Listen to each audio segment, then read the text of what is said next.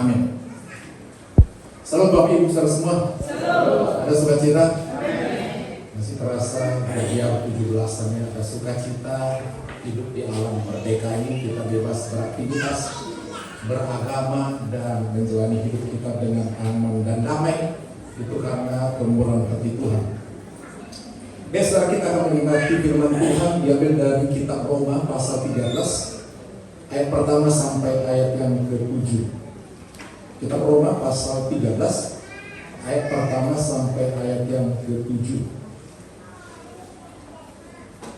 Mari saudaraku yang terkasih, kita bangkit berdiri kembali, kita baca bergantian Roma pasal 13 ayat pertama sampai ayat yang ke-7.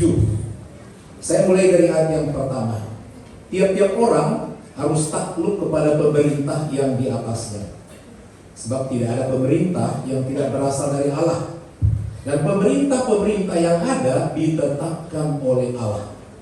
Sebab itu pada siapa membangun pemerintah, ia melakukan ketetapan Allah, dan siapa yang melakukannya akan mendapatkan hukuman atas dirinya.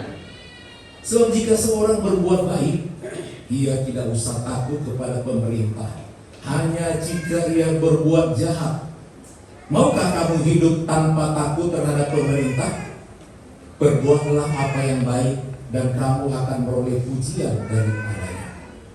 Karena pemerintah adalah hamba Allah untuk kebaikanmu. Tetapi jika kau berbuat jahat, takutlah dia, karena tidak cuma pemerintah yang benar. Pemerintah adalah hamba Allah untuk membalaskan Allah atas mereka yang berbuat jahat. Sebab itu kita menaklukkan diri bukan saja oleh karena kemurkaan Allah, tapi juga oleh karena suara hati kita.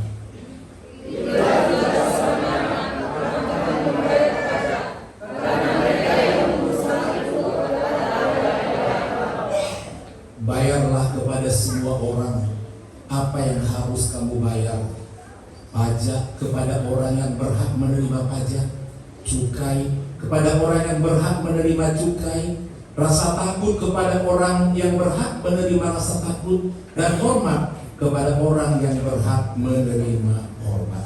Puji Tuhan, silakan duduk. Yang berbahagia hanyalah orang yang mau mendengar firman Tuhan dan yang mau melakukannya. Dalam hidup bernegara mempengaruhi kehidupan kerohanian kita dan kesejahteraan kita. Surat ini ditujukan kepada gereja yang ada di kota Roma. Bangsa Romawi menjajah bangsa Israel. Ketika Injil sampai kepada penduduk di kota Roma, orang-orang Yunani menjadi Kristen dan mereka melayani di sana. Dan banyak orang Yahudi di kota Roma menjadi Kristen. Mereka sangat bangga menjadi orang Kristen, memperoleh hati yang damai, sukacita, semakin diberkati oleh Tuhan. Tetapi karena mereka melihat pemerintah itu dipimpin oleh orang-orang yang bukan percaya atau bukan Kristen, dan juga pada waktu itu pemerintah Romawi juga sangat kejam, terlebih terhadap orang Kristen. Sehingga orang-orang Kristen, baik orang Kristen yang bukan Yahudi dan juga orang yang Kristen Yahudi, melawan pemerintah. Karena pemerintah Romawi sangat kejam. Kita tahu Yesus Kristus juga yang menderita di bawah pemerintahan daripada Romawi. Dan gereja pertama memang berdiri di kota Roma. Itu sebabnya ada satu denominasi termasuk besar di dunia mengakui Roma adalah pusat gereja, sehingga mereka menyebut gereja mereka RK.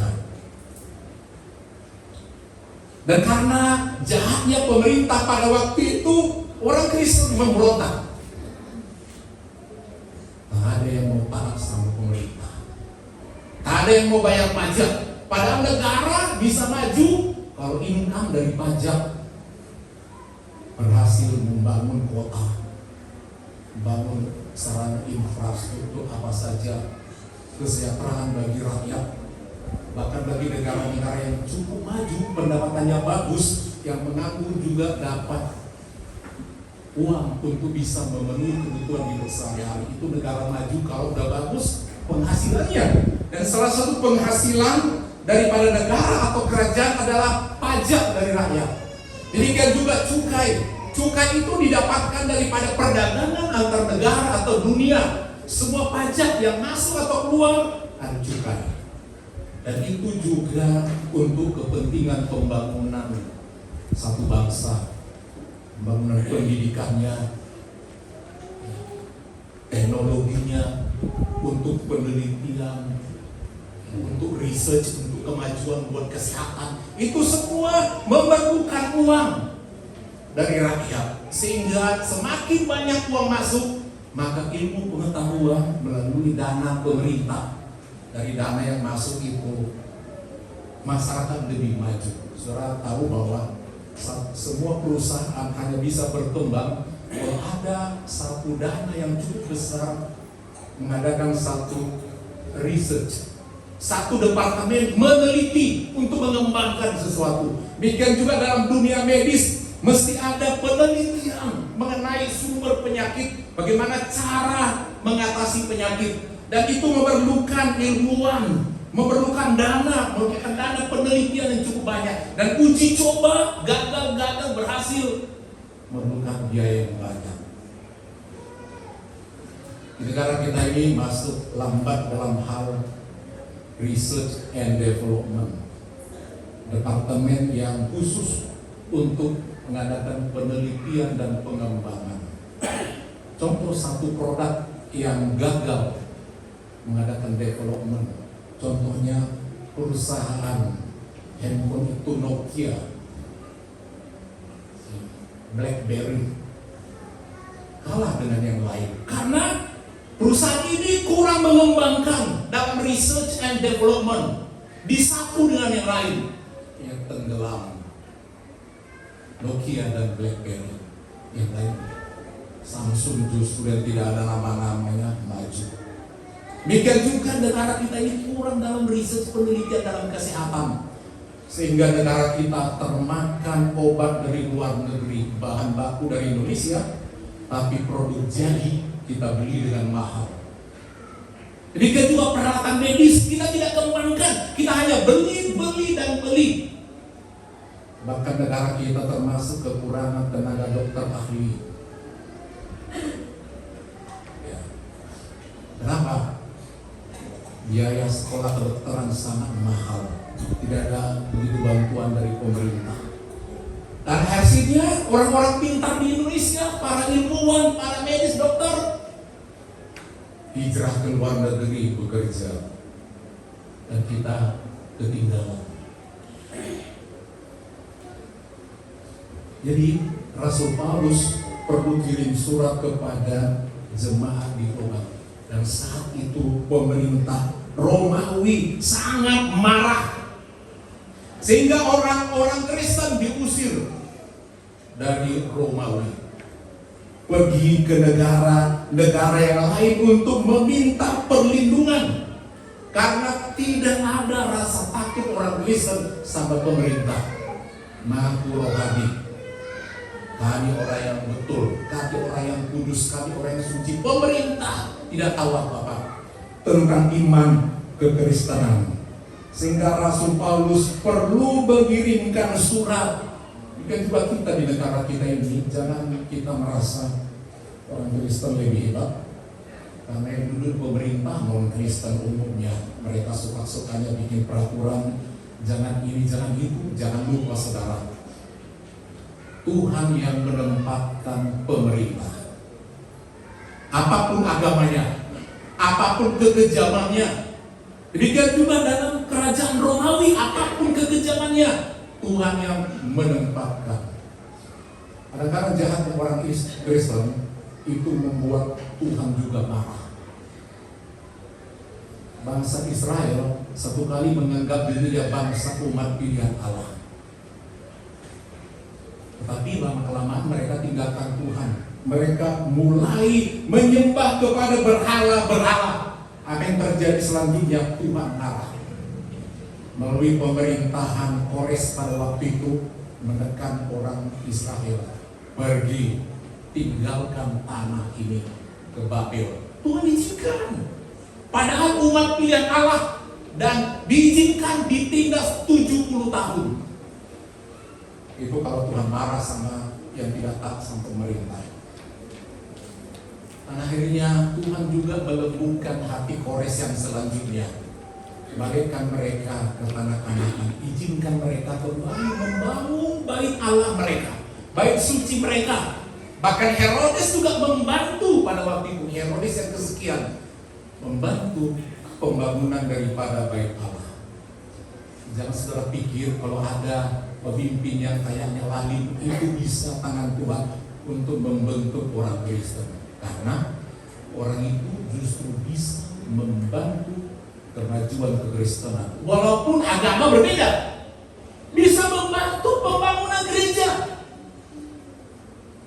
Salah satu gereja besar katedral daripada taman kita itu dibangun oleh negara dalam era pemerintahan Jokowi. Wah, cukup besar. Kalau sudah lihat itu, presiden bangun satu gereja katedral besar. Iman berbeda. Itu sebabnya kita ini orang Kristen jangan sombong sekali, merasa paling hebat, paling rohani.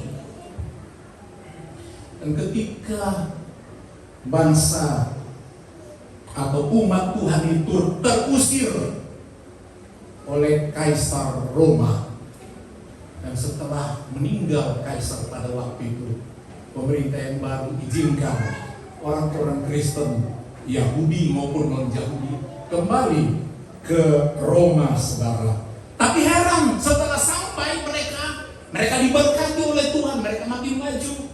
Terjadi perselisihan selanjutnya, perselisihan antara orang Kristen latar belakang Yahudi dengan orang Kristen non-Yahudi. Yang satu mengatakan bahwa kita jadi orang Kristen jangan lupakan adat istiadat Yahudi. Kalau jadi Kristen itu, walaupun udah Kristen, lakukan juga ini, lakukan ini, mesti menyunatkan diri, dan sebenarnya berbagai peraturan. Sementara Kristen yang terbaru, kita tidak hidup di bawah bayang-bayang Torah. Kita hidup di bawah kasih karunia Tuhan. Bukan karena perbuatan ini kita diselamatkan. Terjadi perang antar gereja. Dan negara bingung. Gimana ini orang Kristen? Kristen sama Kristen berkelahi. Rasul Paulus meratapi hal itu, sehingga Rasul Paulus kirimkan surat kepada jemaat di Roma. Itulah tadi konteks yang kita baca, saudara. Dalam ayat pertama dikatakan, dan tiap-tiap orang harus takluk. Kata takluk bahasa aslinya menghormati pemerintah.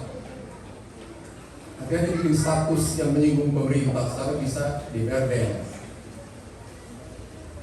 Apapun, kita harus menghormati pemerintah.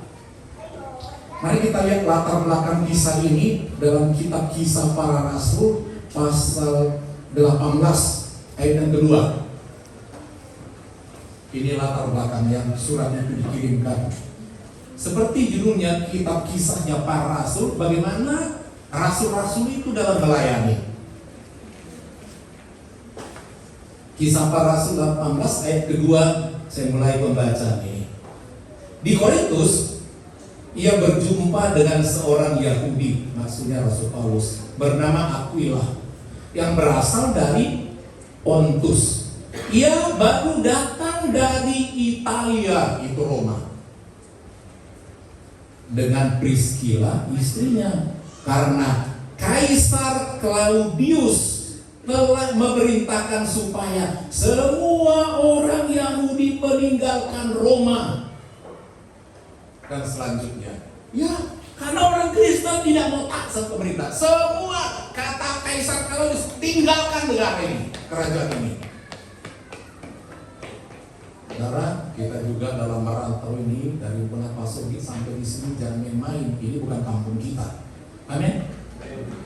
hormati budaya di sini, pemimpin di sini. Kalau kita mau hidup aman, punya gereja, punya jemaat, punya pertumbuhan yang baik, kita harus saling menghargai. Di kiri kanan kita ada berbagai gereja, di kiri kanan kita ada berbagai rumah ibadah yang lain. Harus saling menjaga. Amin. Amin. Baru aman. Jadi ketika berjumpa dengan satu keluarga, dari mana kalian? Akhirnya nanti ada bisnis antara Rasul Paulus dengan Aquila Priscilla. Bisnisnya jual tenda. Karena Rasul Paulus belum cukup support daripada jemaat untuk kehidupannya dan pelayanannya, sehingga dijual tenda bersama. Dan tanya, dari mana kalian suami istri? Kami baru dari Italia. Kenapa? Kaisar ngamuk sama kami, tentu juga ngamuk sama dia. Memang. Kedua, suami istri cukup ketat dalam berkristenan. Kalau ada namanya orang terlalu sok kali, menggebu-gebu dia langsung ngajarin, jangan kau ini, jangan ini, kau baru tahu apa. Itu Aquila Priscilla. Tak heran juga di Italia, di Roma mereka juga begitu fanatik kristenannya, diusir. Rasul Paulus supaya gereja tetap ada di kota Roma, perintah surat kepada jemaat di sana. Lalu dengan kebenaran yang tahu diri lah, itu negara kafir, kerajaan kafir. Kalau mau tinggal di sana jangan macam-macam. Kira-kira demikian, saudara. Mari kita sebagai anak-anak Tuhan di ulang tahun negara kita ke-79, kita hanya bisa berjemaat kalau kota kita ini kota yang ya aman lah. Kalau nggak aman bagaimana usahawan datang, investor datang, kalau kacau, demo di mana-mana. Ya, kita orang Kristen saling berantem, gimana? Darah di hari kemerdekaan kita ini kita boleh minta Tuhan bersyukur kami diberi pemimpin. Sudah terpilih gak presiden wakil presiden kita? Udah, jangan banyak komentar apapun sifat mereka. Karena tidak ada pemerintah yang tidak berasal dari Allah. Ya begitu. Jangan komen. Tuhan bekerja di antara mereka. Bikin juga pemerintah sebelumnya punya warna tersendiri. Di situ juga gereja bekerja. Allah bekerja. Siapapun yang duduk lagi di pemerintah kita ini, berapa hari lagi ya, untuk Kepri, untuk Kota Batam, saudara harus berdoa supaya Pak diberi pemerintah yang takut akan, sehingga kita boleh tenang. Kalau kita baik-baik, Tuhan bisa gerakan orang yang tidak percaya memberkati gereja kita ini. Amin. Kita butuh. Sebab apa? Tuhan bisa menggerakkan hati nurani orang. Tuhan bisa menggerakkan siapapun yang duduk nanti. Siapapun. Kita harus tahu menghormati mereka. Itu sebenarnya dalam ayat ini dikatakan kita harus takluk dan kita harus tahu memberi hormat kepada mereka. Amin Bapak Ibu. Ayat 4. Karena pemerintah adalah hamba Allah untuk kebaikanmu. Pemerintah bukan Tuhan. Pemerintah bukan tangannya Allah. Pemerintah adalah hamba Allah. Artinya dia pun harus dengar suara Tuhan. Karena dia hamba, bukan sewenang-wenang. Andai pun dia sewenang-wenang, itu Tuhan yang izinkan. Ya, dia hamba Allah. Sebab kalau dia sewenang-wenang terus, Tuhan yang akan menggulingkan dia dengan caranya. Amin. Nggak perlu kita demo. Tuhan sanggup menggulingkan pemerintah yang macam-macam. Kitab Daniel pasal 2 ayat 21. Ini kisah dari mana anak-anak Tuhan di zaman itu sangat menderita, tapi Daniel katakan, tunggu, Tuhan yang berkuasa. Daniel pasal 2 ayat 21. Dia, artinya Tuhan, Allah, dia mengubah saat dan waktu. Berapa lama pemerintah berkuasa? Dia memecat Baca itu, dia memecat. Cara Tuhan macam-macam memecat. Mau turunkan. Kalau macam-macam Tuhan sanggup turunkan. Dia memecat raja, bukan raja, dan mengangkat raja. Amin. Dan dia juga yang memberi hikmah, memimpin kita. Jadi kita harus berdoa bagi bangsa ini. Amin. Dan gereja kita diberkati oleh kota kita ini, oleh wali kota, oleh gubernur kita.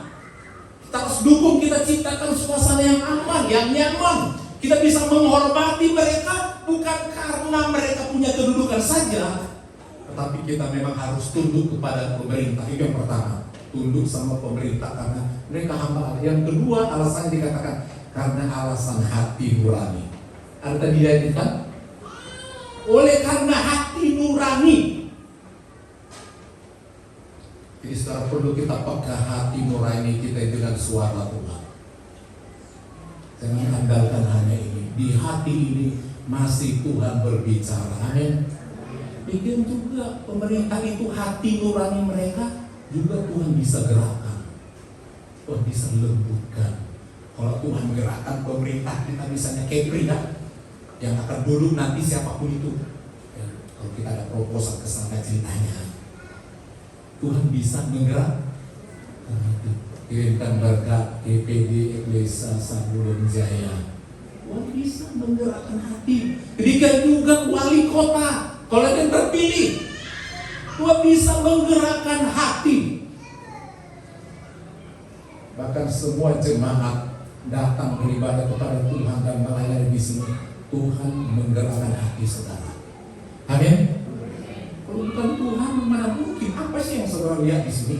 Bapak gembala gak ada apa-apanya, gak ada hebatnya, sama sekali gak ada, apapun gak ada. Tapi kalau saudara datang melayani Tuhan, itu Tuhan yang menggerakkan. Amin. Tuhan beri kepercayaan kepada saudara, lakukan ini buat gereja itu, berdoa, dukung. Ke Bapak gembala, ada Roh Kudus bekerja. Karena pekerjaan ini pekerjaan siapa? Halo? Pekerjaan di tempat ini pekerjaan siapa? Tuhan. Jangan salah. Biar itu Pak Atas biarin.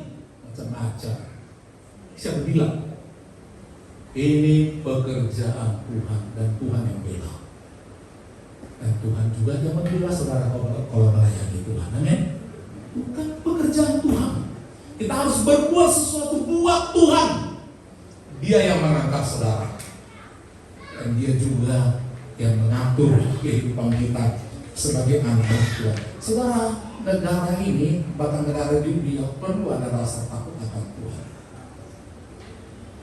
Kalau tidak, negara itu nanti akan ditinggalkan oleh Tuhan. Selama pengajaran firman Tuhan disampaikan dengan benar, maka umat itu akan tetap mengenal akan Tuhan. Perlu kita revisi di ulang tahun negara kita ini ke-76. Perlu kita melirik negara lain, bagaimana Allah bekerja dan selanjutnya Tuhan meninggalkan. Sejenak saudara, ada 10 negara di dunia menurut polling bola mengenai kehidupan beragama. Saya hanya melihat dari cerita itu. Pertama kita lihat ternyata negara Cina, negeri tirai bambu ini, 61% dalam penelitian bola tidak percaya Tuhan. Jadi tirai bambu 61% tidak percaya Tuhan. Dan 29% dikatakan beragama, betul Kristen, tapi tidak taat. Itu Cina. Negara yang kedua Hong Kong, jajahan Inggris. Menurut penelitian itu dikatakan 34% penduduk Hong Kong tidak percaya ada Tuhan. Itu Hong Kong. Tidak percaya ada Tuhan. Kita lihat negara Jepang. Ini juga saudara, 31% saja yang percaya akan adanya Tuhan atau agama. Hanya 31%. Memang maju negara ini. Yang memprihatinkan negara Prancis, Dulu Prancis ini termasuk negara agama mayoritas Katolik Roma. Tetapi kemudian 67% Prancis tidak beragama. Ngeri bukan? Yang tadinya negara agama itu Prancis, Katolik, tinggal seberapa orang lagi. Kita balik negara Eropa selanjutnya, Belanda. Kita tahu misionaris juga banyak dari negara Belanda. Tapi apa yang terjadi setelah dia makmur sedemikian rupa, negara ini berubah dari negara agama menjadi negara liberal. Ini negara terbebas di dunia, bebas beli ganja, kokain, alkohol, bebasnya, bebas pergaulan, bebas suntik mati. Itu Belanda. Kalau kira-kira nggak menguntungkan lagi orang ini, apakah itu orang tua, bikin susah, suntik mati. Kalau anak terlihat kurang normal, lahir jadi beban, suntik mati. Negara liberal itu Belanda. Tadinya negara Kristen Katolik. Negara selanjutnya Slovenia, Eropa Tengah. Ini juga negara yang hanya 25% percaya akan adanya Tuhan atau beragama. Kita lihat sekarang yang hebat, Inggris. Negara Inggris Raya yang tadinya adalah negara Kristen, baik Katolik maupun Protestan. Dari mulai raja-rajanya, apa yang terjadi sekarang 73% tidak percaya Tuhan. Jangan pikir kalau bule itu orang Kristen, tak beragama. Inggris 73%. Itu sebabnya gampang mereka ditaklukkan oleh umat-umat lain, karena memang mereka tidak beragama. Cekoslovakia 64% tidak beragama. Spanyol tadinya ini juga basisnya Katolik, tetapi semenjak kerajaan ini menghapus semua pendidikan agama, sekarang ini Perdana Menteri Spanyol ketika dilantik tidak dilantik di atas dasar kitab suci apapun. Kenapa? Dia ateis. Negara ini, saudara, Spanyol, rata-rata penduduknya tidak percaya adanya Tuhan. Kok negara kita masih bersyukur ya, wajib. Jadi kalau dilantik seorang pejabat, ditanya apa agamanya Pak? Oh, saya agama ini. Ambil kitab sucinya, diundang itu dari kehakiman, pengacara yang tahu hukum. Dia harus pakai toganya secara hukum, dan di atas kitab suci itu diletakkan di atas kepala yang mau dilantik ini, di atas nama ini aku melantik engkau dengan simbol sedemikian rupa, menjalankan tugas sesuai dengan rasa takut pada Sang Pencipta. Prancis tidak. Dan lagi, negara Swedia yang paling mengerikan, paling bebas, tinggal 8% yang mengaku beragama, belum tentu Kristen. Swedia, kalau saudara teliti, rata-rata bendera mereka ini ada simbol kekristenan, tapi Kristen tidak ada. Ada simbol salibnya, tapi tidak ada lagi kekristenan, tinggal nama. Demikian juga kota-kota negara bagian di Amerika, banyak yang hancur kekristenannya. Itu sebabnya salah satu kiat daripada mantan Presiden Donald Trump, selalu misinya Amerika harus kembali kepada Kristus, dikatakannya. Itu ya, harus tolak ini. Kalau enggak, negara besar ini akan hancur, kata Donald Trump. mulai tinggalkan Tuhan memang hancur. Kebebasan, tidak ada keselamatan. Saudara bersyukur tinggal di Indonesia? Syukur. Masih ada di KTP kolom agama. Masih ada? Masih ada. Masih ada pelajaran agama di sekolah?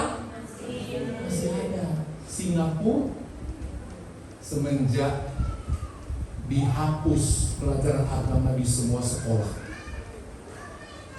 Perdana Menteri Lee Kuan Yew yang pertama umumkan itu, hapus semua pelajaran agama. Karena apa?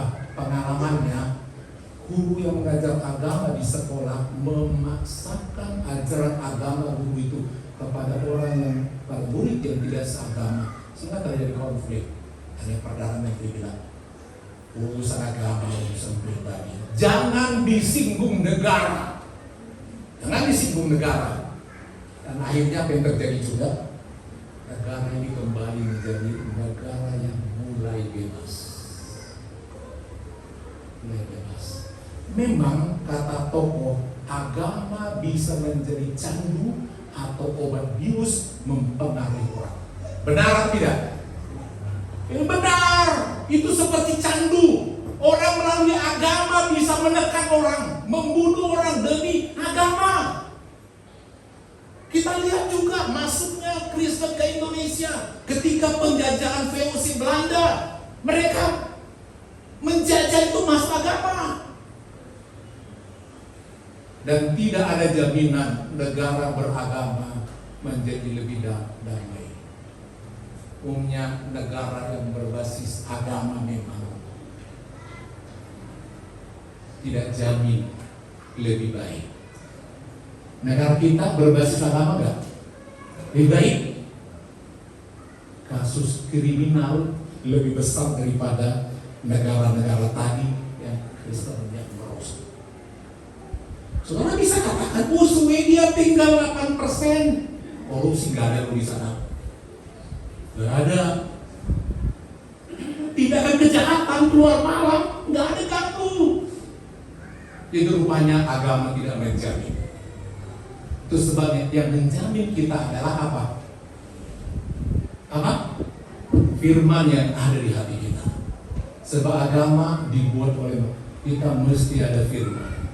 Dengan firman itu kita menjadi takut akan Tuhan. Itu satu-satunya, takut akan Tuhan.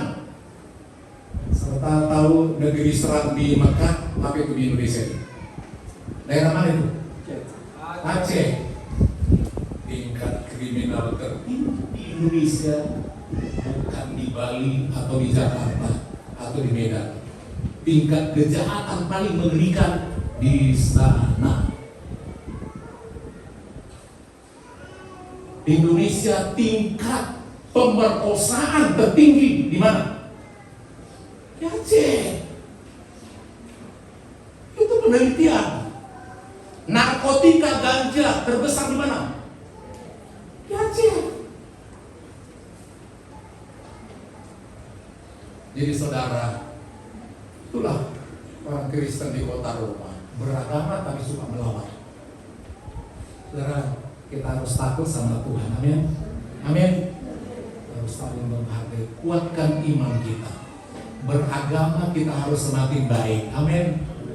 Semakin baik. Sehingga surat ini juga menjadi bagian daripada kita. Mari kita saling merangkul, saling memberkati, dan saling menjatuhkan, merasa diri lebih hebat. Tidak ada. Kalau kita mau hidup diberkati oleh Tuhan, makin damai hidup ini, saling memberkati, tidak saling mengejek. Amin. Kita melihat ayat-ayat tadi dikatakan, saudara, apa saran daripada Rasul Paulus? Bayarlah kepada semua orang apa yang harus kamu bayar. Kalau punya hutang, halo, kalau beli, bayar. Nanti itu hutang aja, bayar. Kalau ngontrak rumah, bayar. Kalau sewa rumah, bayar. Apapun, bayar. Penting.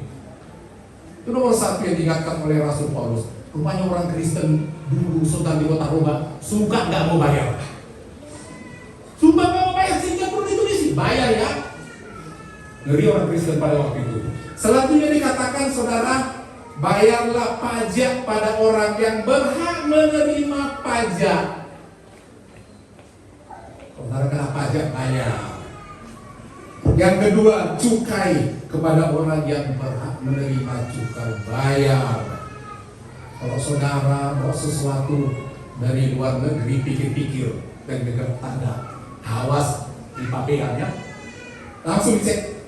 Kalau udah kelebihan bawa ini, bayar cukainya. Iya, bayar. Hati-hati.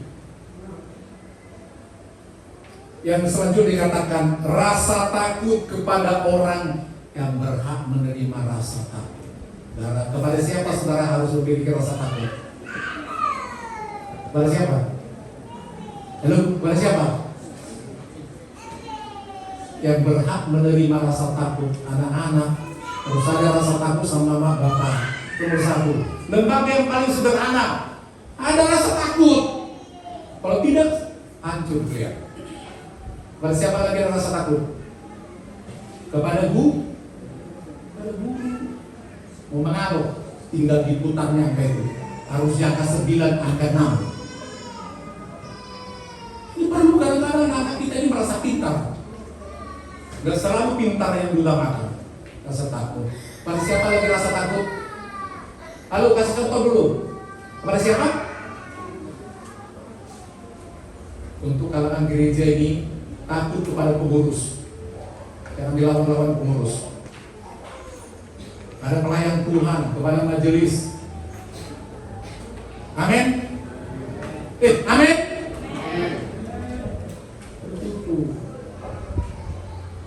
Hormat, takut, anak-anak kita ajarin hormat dan takut. Kalau waktu ibadah, ajarin anak kita hormat. Jangan asal gua masuk. Ibadah rumah tangga, kadang-kadang bapak-bapak hanya ibadah aja, ingin cubit sebenarnya. Gua masuk.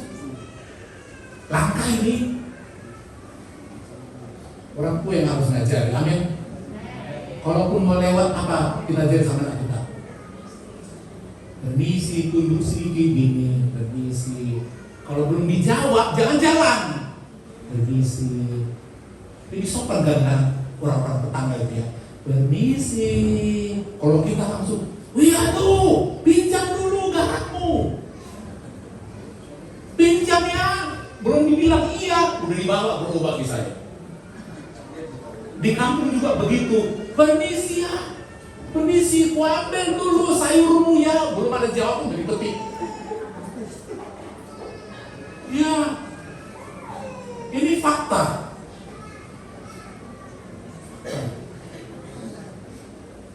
Saya lihat daerah-daerah lain, mereka begitu sopan. Amin.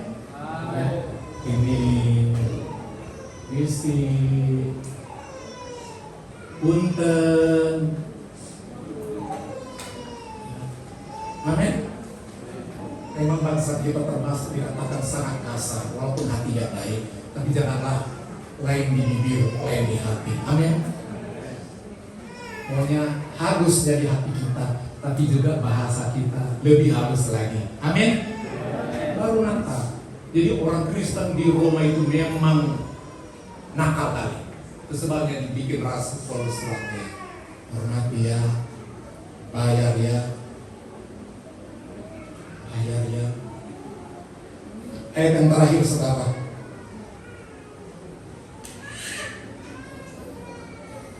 kita membuka kitab Lukas pasal 20. Lukas 20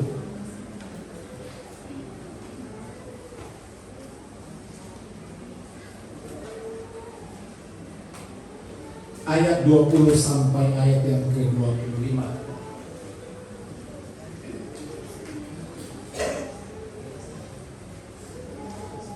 Perhatikan Alkitab saudara. Ahli-ahli Taurat dan imam-imam kepala mengamat-amati Yesus. Sangat populer. Apapun gerak-gerik Yesus perhatikan oleh para agamawan. Mereka menyuruh kepadanya, kepada Yesus, mata-mata yang berlaku seolah-olah orang jujur pada mata-mata, supaya mereka dapat menjerat Yesus Kristus dengan segala ajarannya, dengan suatu pertanyaan, dan menyerahkannya kepada wewenang dan kuasa wali negeri, mau menjatuhkan Yesus. Orang-orang itu mengajukan pertanyaan kepadanya, kepada Yesus, Guru, kami tahu bahwa segala perkataan dan pengajaranmu benar, dan engkau tidak mencari muka, melainkan dengan jujur mengajar jalan Allah. Apakah kami diperbolehkan membayar pajak kepada Kaisar atau tidak? Tetapi Yesus mengetahui maksud mereka.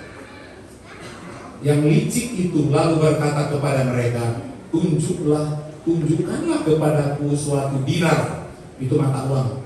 Gambar dan tulisan siapakah ada padanya? Jawab mereka, gambar dan tulisan Kaisar. Lalu kata Yesus kepada mereka, kalau begitu berikanlah kepada Kaisar apa yang wajib kamu berikan kepada Kaisar, dan kepada Allah apa yang wajib kamu berikan kepada Allah. Amin Bapak Ibu. Jadi hidup ini apa? Apa tadi topiknya? Kalau parkir kalau toilet kemarin mau ke pantai, mau ke toilet? Enggak, lihat saudara digerek. Situ ditulis itu, kalau ini sekian, kalau ini sekian, kalau ini sekian. Kadang-kadang bohong kita ya. Kadang-kadang bohong. Kiranya firman Tuhan ini kembali membuat kita hidup di negara kita ini makin diberkati oleh Tuhan. Amin. Berkembang pelayanan kita pun semakin setia, kompak, saling memberkati. Mari kita bangkit berdiri Bapak Ibu.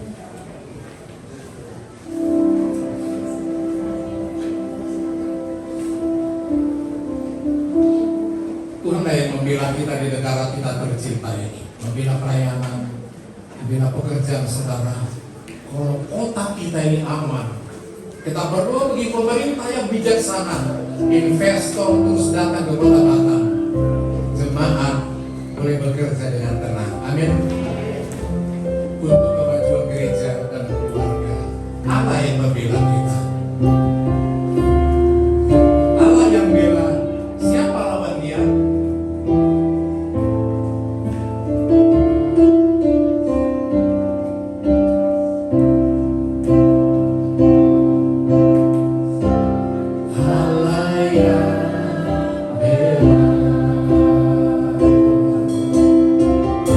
Siapa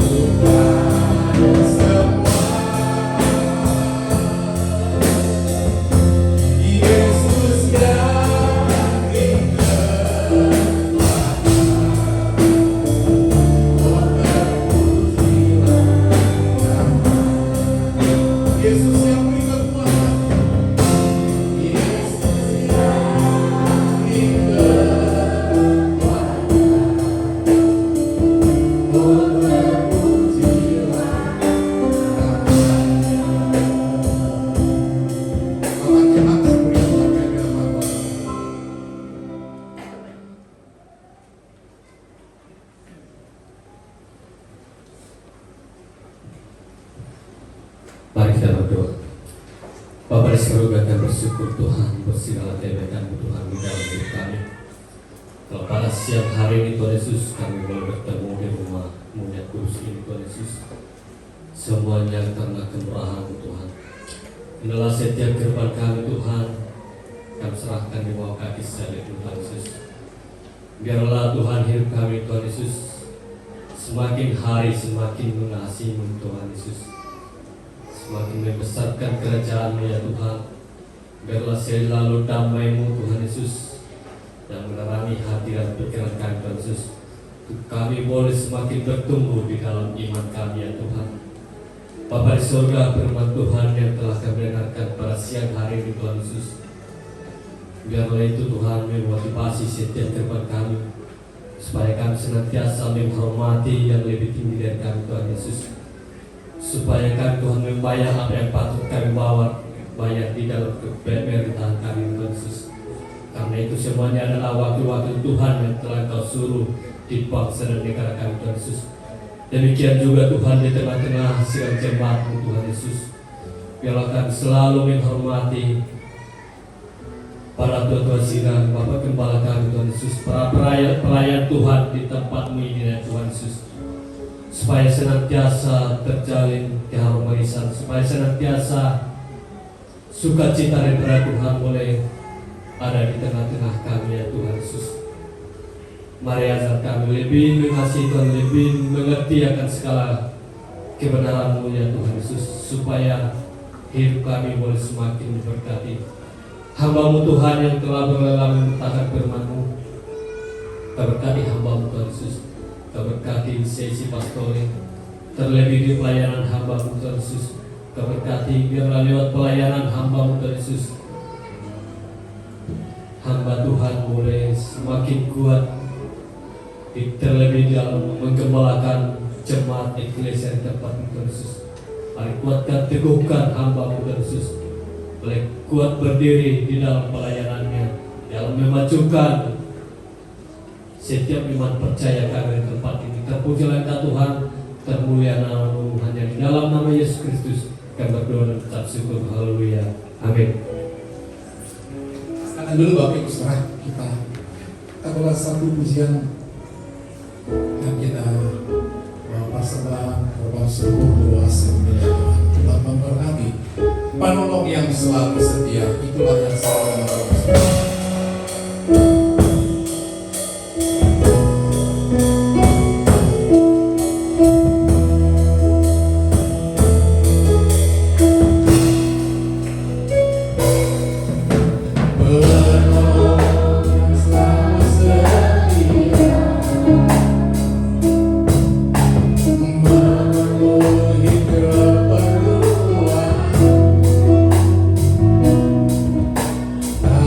Pernah dia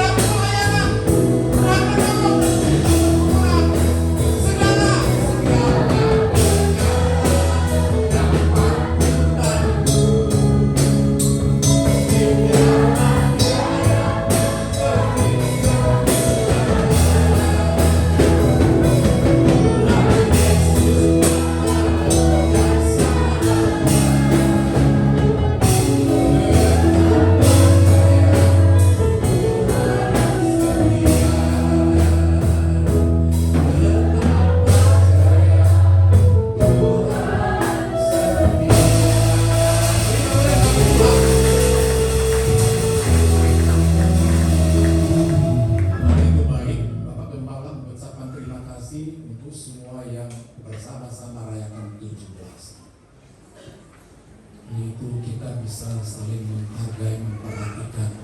Berkati semua panitia, semua remanan jemaat juga untuk tersegalanya itu. Memberkati mereka juga setiap dukungan buat pelayan di sini Tuhan yang memberkati. Baik, silakan dengarkan warta jemaat buat kegiatan kita.